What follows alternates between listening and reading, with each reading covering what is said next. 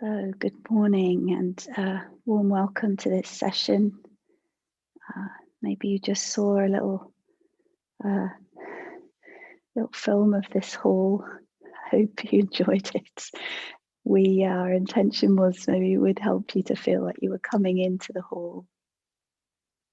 So, yeah, part of what hopefully is a sense of welcome and glad to be speaking, offering some support and encouragement for your life, for your practice from the Forest Refuge meditation hall at IMS.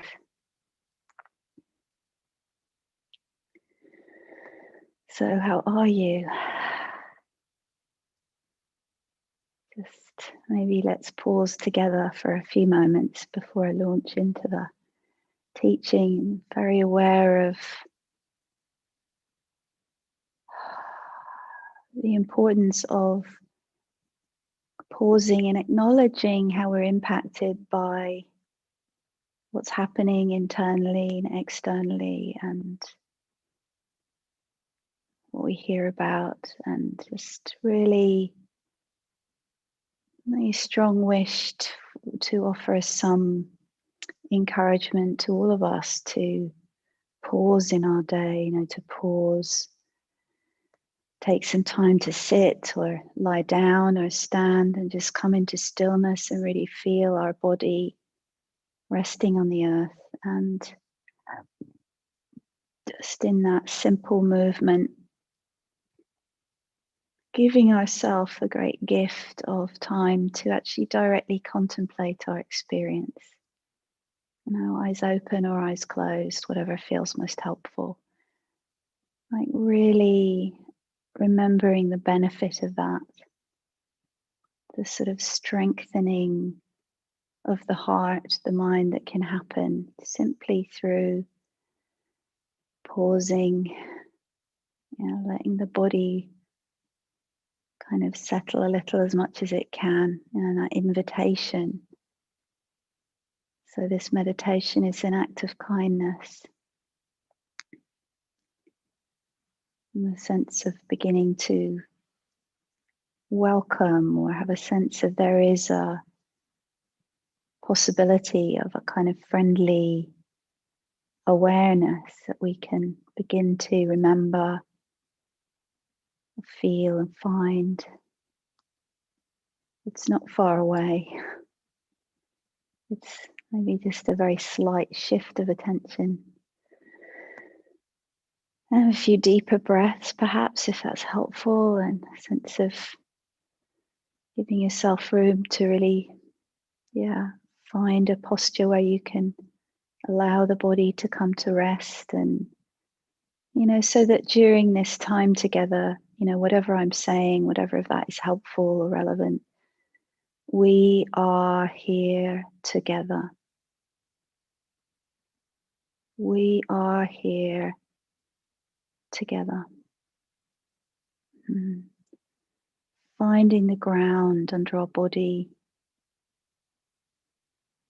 and feeling some sense of connection, the presence of others who are practicing, in this particular gathering. Also many people practicing, meditating, praying, turning their minds towards the good, as we are here.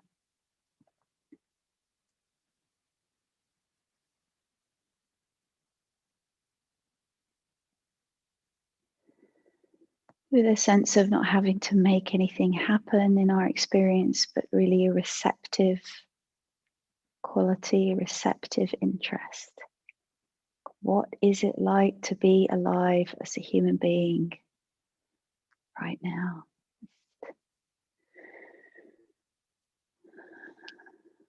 Shifting our attention, maybe letting go of some of the activities of the day or the preoccupations, say.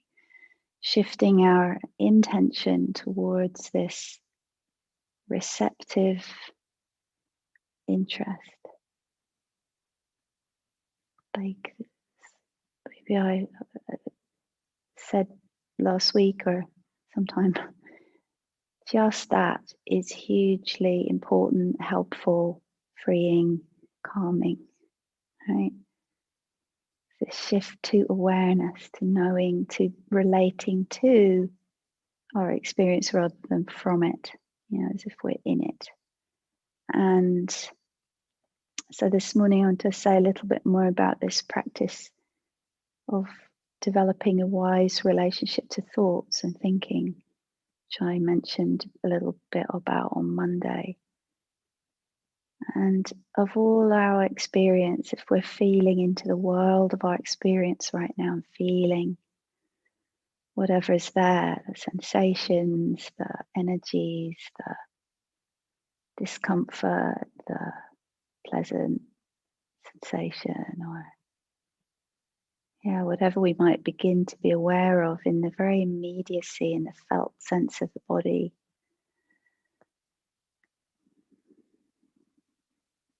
Often they're thoughts, right? Maybe for some people, or sometimes it's quiet. You ever experience the quiet mind, absence of thoughts and thinking? It's quite wonderful. I think I remember it's been a while. Well, those moments, just short times where the mind can come to rest with just seeing and hearing and walking. I think we would probably all be very strange if we didn't even have a few moments of that during our day. So maybe noticing those moments when it's just seeing, just hearing, just breathing, just feeling the body. And then thinking. It's not funny, really. Well, maybe that's one way of looking at it that can sometimes lighten things a bit. We get into very unwise relationship with thoughts and thinking. We're kind of carried away by it, kidnapped by it, in a fight with it. It's completely identified with thinking as if it's completely real and true and all of our existence. And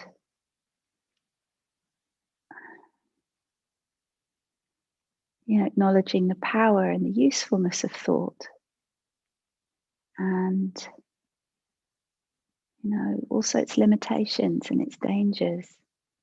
So we're trying to develop a wise relationship with thought, and also thoughts, learning to think thoughts that are helpful. I'll come on to that a little bit more in a minute. So as you sit right now, mostly maybe you're hearing my thoughts coming out as speech.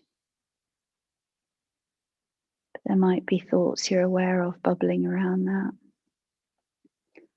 Maybe sometimes I think that's why people like to listen to Dharma teachings, because you get to listen to someone else's mind for a while, have a break from your own internal or external monologues or dialogues, so feeling the body while you're listening, to yourself, to others. I think really essential basis for any kind of wise relationship with thought, where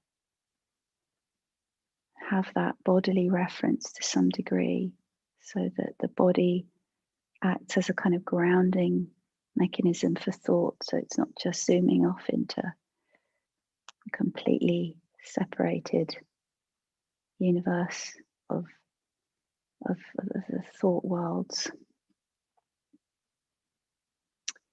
Again, not to condemn that, because that's sometimes helpful and useful, but to be able to do it more consciously and intentionally. So that's what I want to just say a little bit more about, and then pause so you can have a little silent time together. Whereas on Monday I was focusing on the awareness of thought, so you can check that recording out if you want.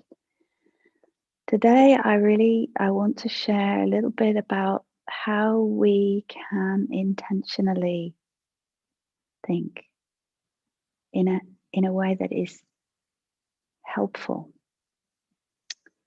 and something for you to explore and consider. And somehow something quite uplifting about that for me this morning, reflecting on this and thinking, yeah, there are helpful ways we can think. And I think a lot of it is often fairly simple. But certainly if we're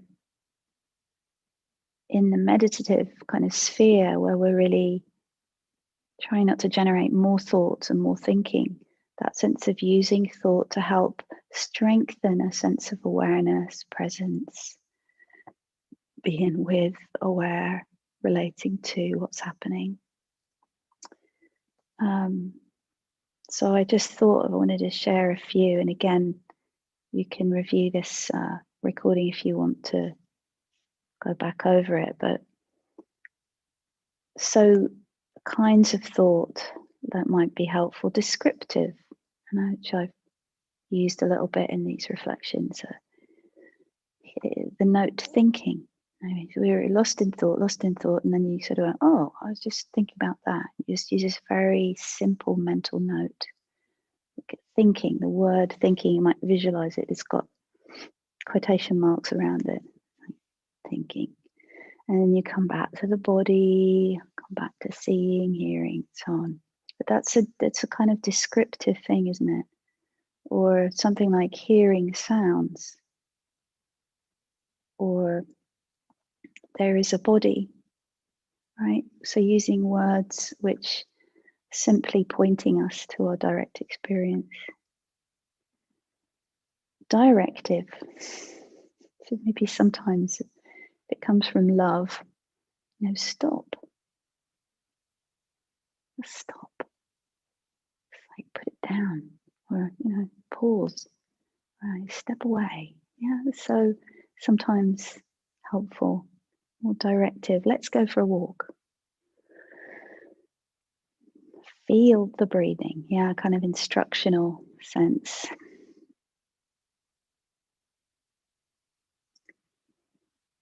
Or wishing, which we use a lot in Brahmavihara practice, the practices of loving kindness and compassion and appreciative joy and equanimity, where we're just inclining the mind. And may I find ease, that deep wish we have for ourselves.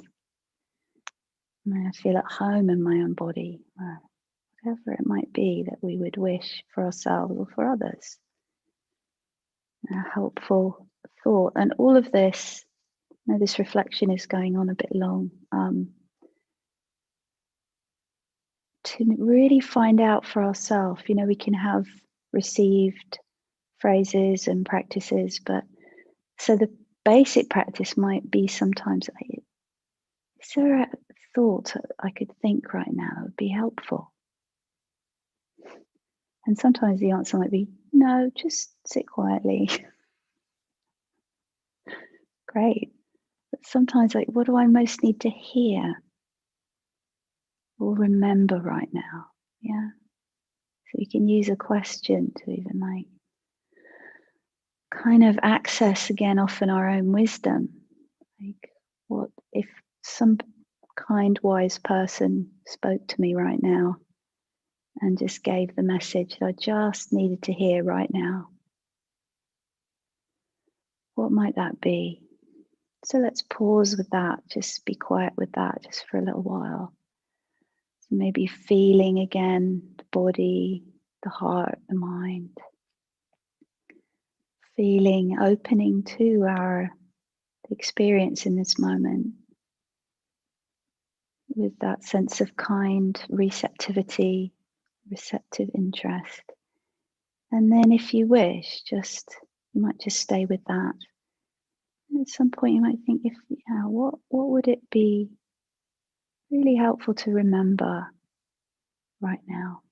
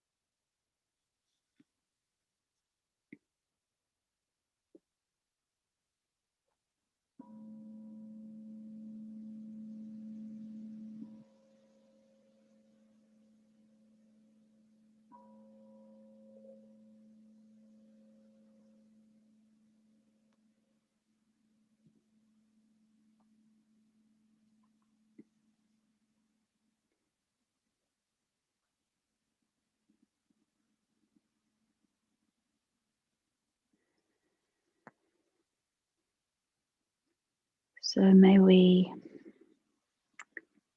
learn to relate wisely to thought, to know it, to recognize what's helpful and unhelpful,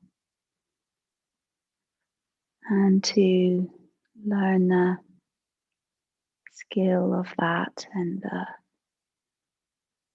kindness we can bring into the world through that. That benefits ourselves and benefits all those around us. May it be of benefit to all beings everywhere. May our thoughts spring from love, bring healing, bring courage, and bring peace.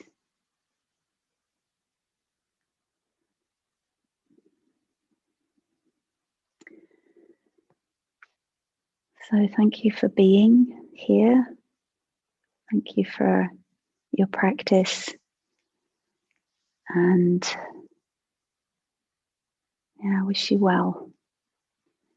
And so Chaz will be offering next couple of days, and then I'll be back on Monday if conditions cooperate.